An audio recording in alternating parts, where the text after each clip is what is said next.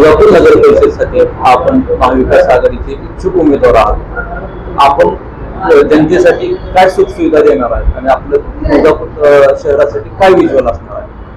मी तुम्हाला सांगू इच्छितो, मी महाविकास आघाडीतील काँग्रेस घटक पक्षाचा एक सच्चा आणि सामान्य कार्यकर्ता आहे। परंतु गेली 10 वर्ष झालं सामाजिक कारणातून आणि राजकारणातून एक थोडी वेगळी ओळख निर्माण केली आहे। नमस्कार, मी अमोल माधवराव कुतवळ।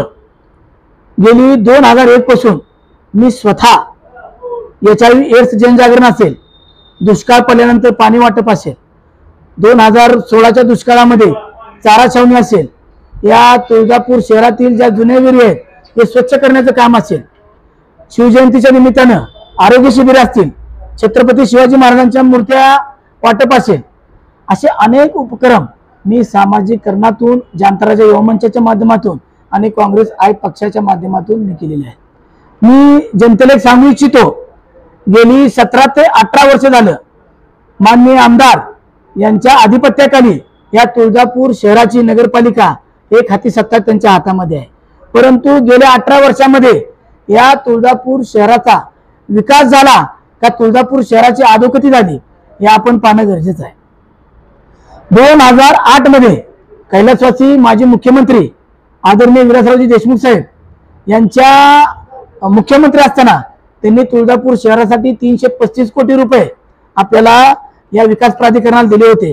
परंतु त्या 335 कोटी रुपयाची तुळजापूरची सुधारणा न होता स्वतः हे तुळजापूरचे जे नगरसेवक आहेत यांची सुधारणा झाली असे आम्हाला दिसते।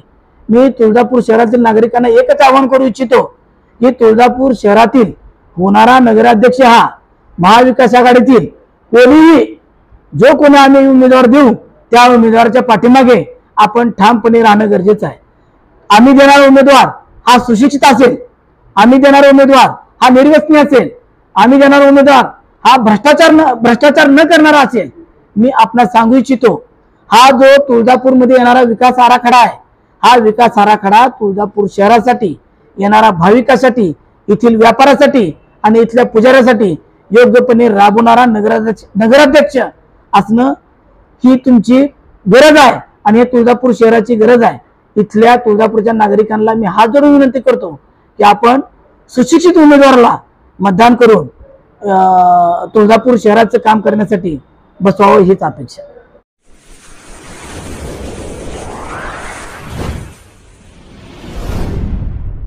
वीर महाराष्ट्र न्यूज चॅनलला लाईक आणि सबस्क्राईब करा।